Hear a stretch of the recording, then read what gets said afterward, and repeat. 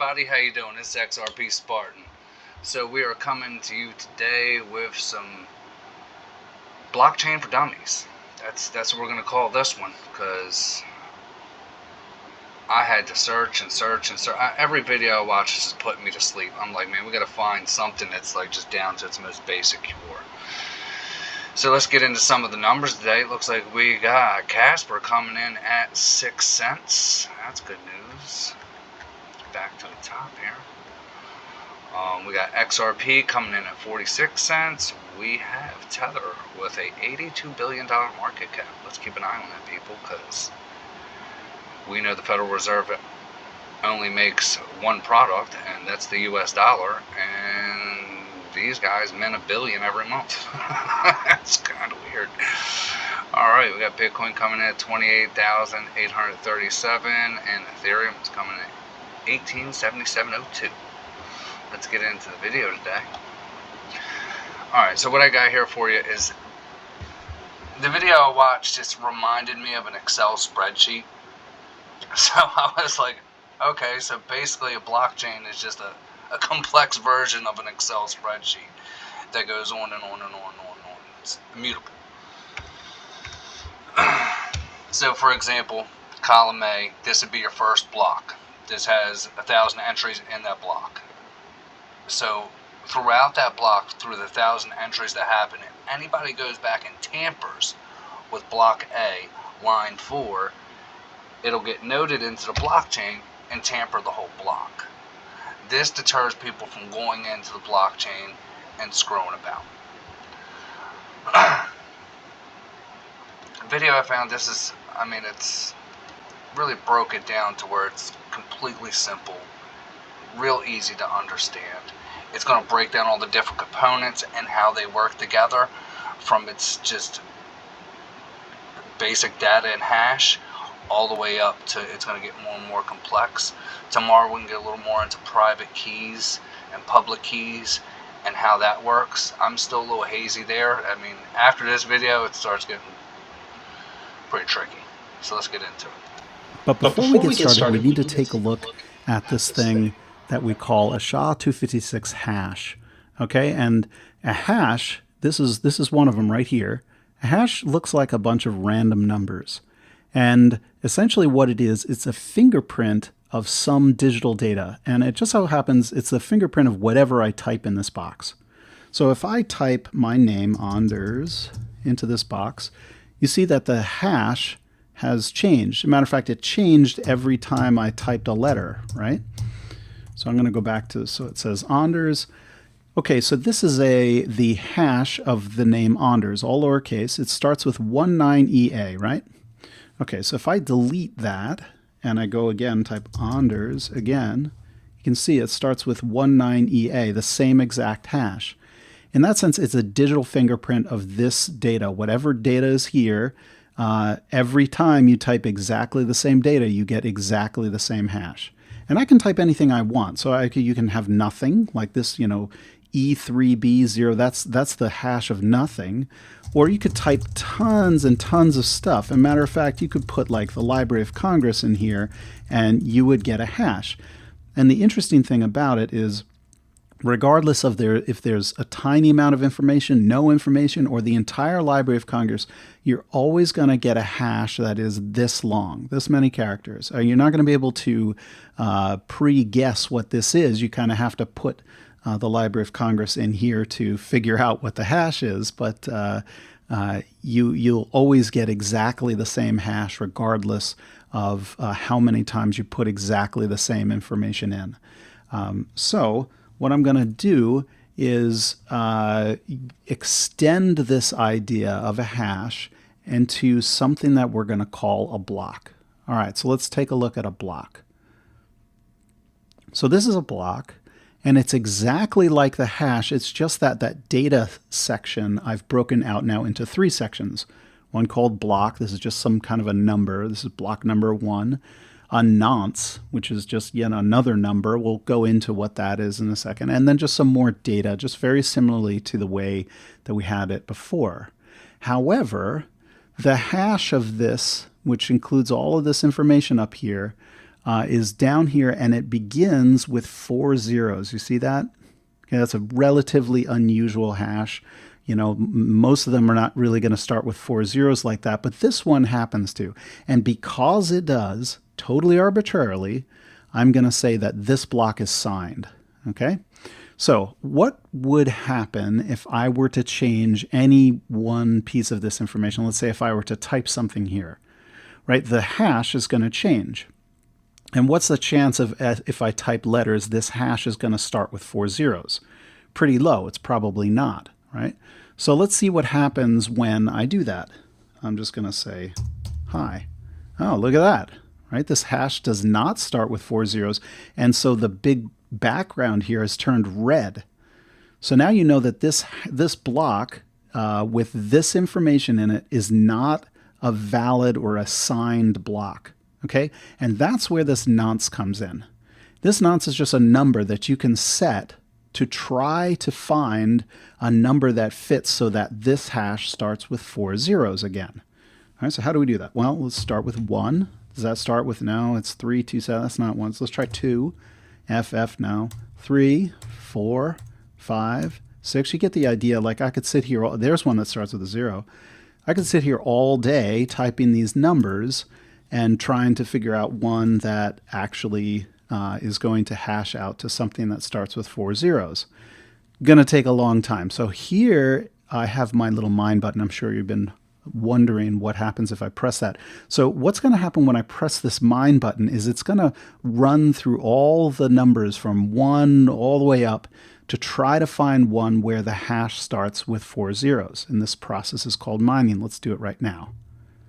So now it's checking all of the numbers from 1 all the way up. Whoop, there. Now it's stopped at 59,396. And that one just happens to hash out to something that starts with 4 zeros, and it satisfies my little definition of what a signed block is.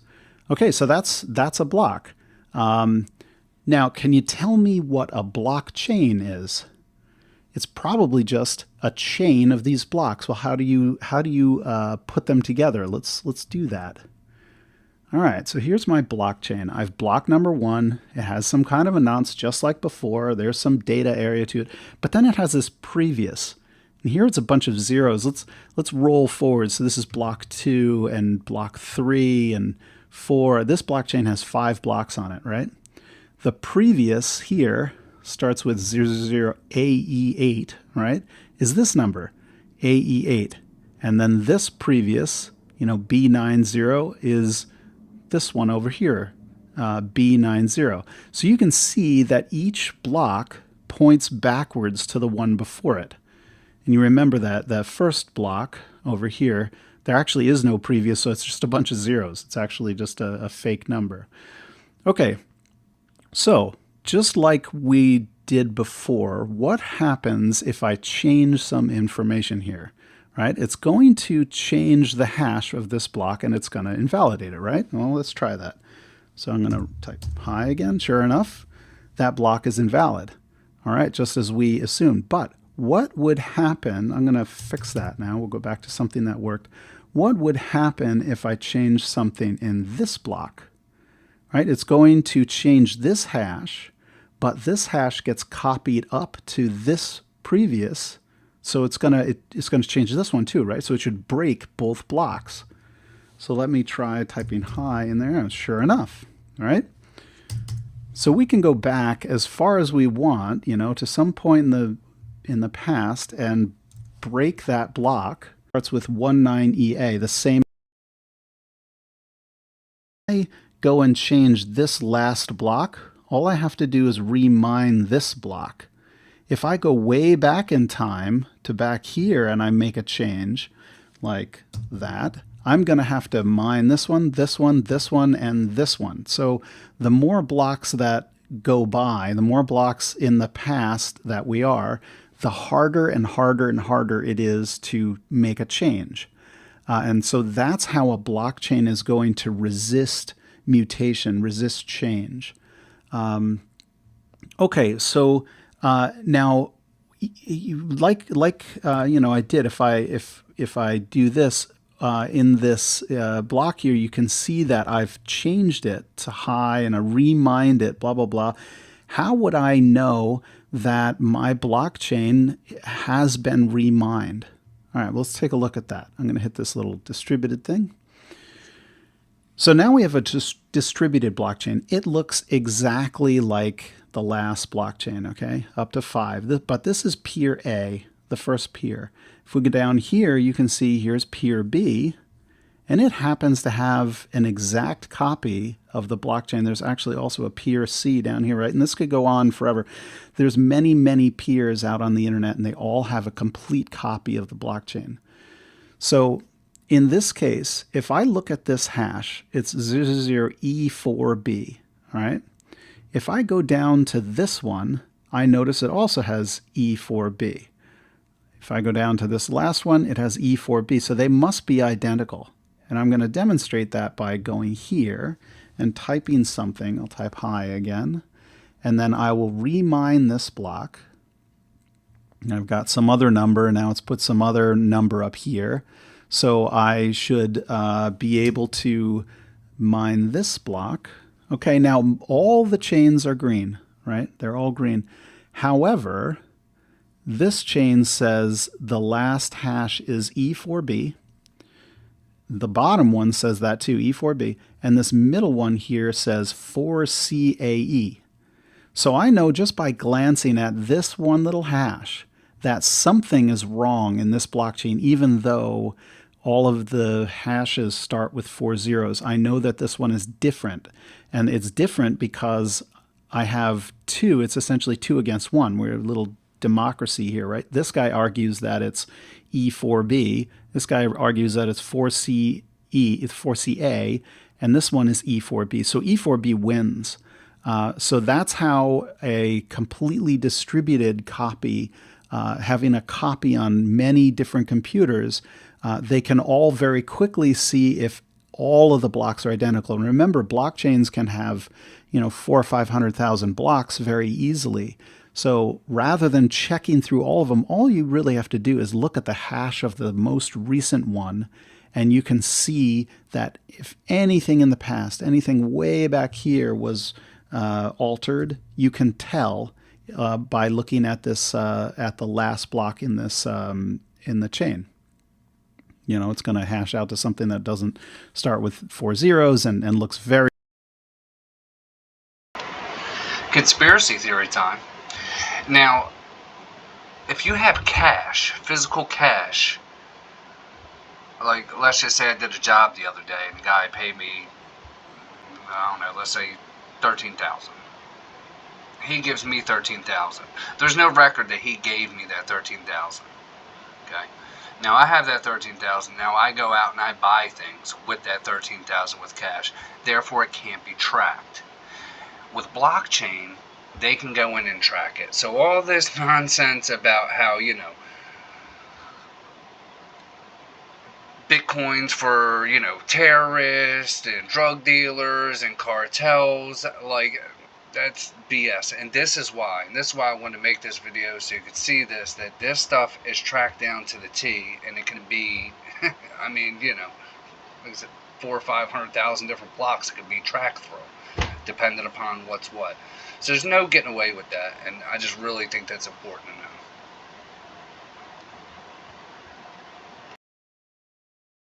Very different from what the hashes on the good chains are. Okay, so that's a blockchain. That's the entire thing. There is no more to it than that. But it's kind of not really useful because we don't have something in this data area that means anything. I keep typing my name or hi, and that's sort of irrelevant information. So what we really want is a token. So let's do a token on our blockchain. All right, now look at this. So I have this token just totally arbitrarily. I'm calling these, I guess, dollars, right? So we have $25 from Darcy to Bingley.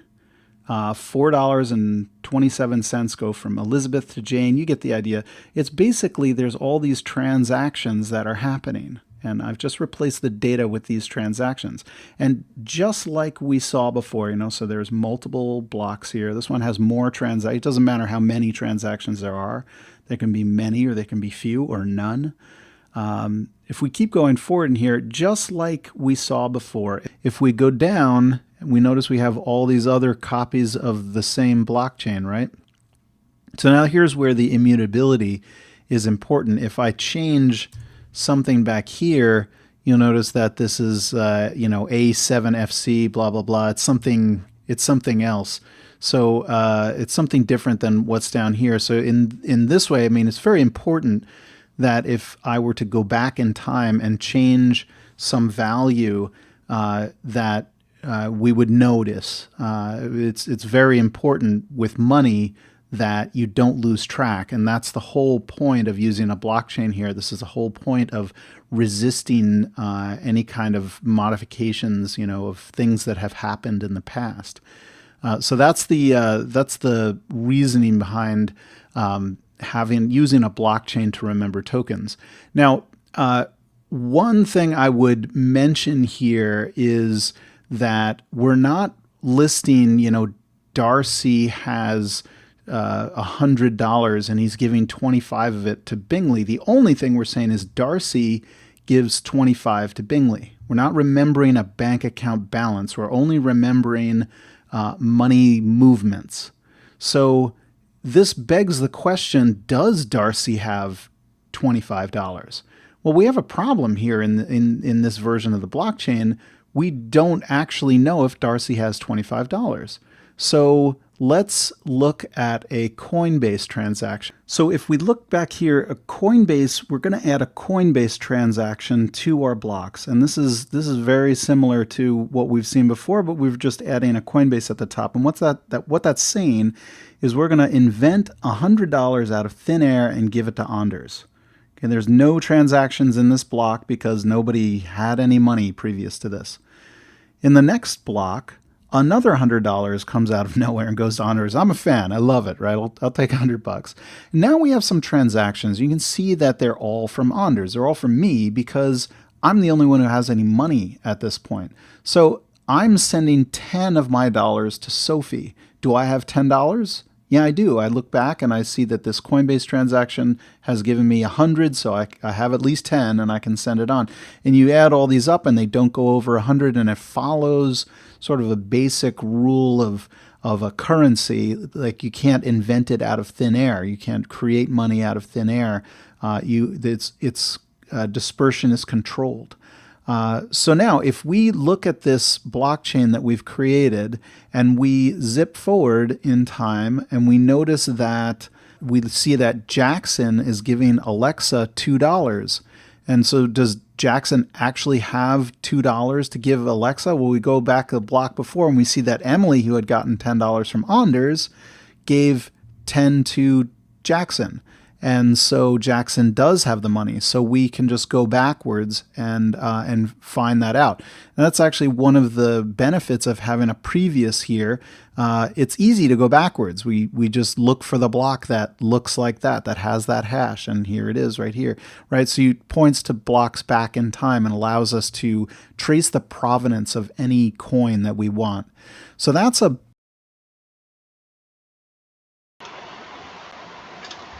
And this is the simplest way that I found a video that explains blockchain.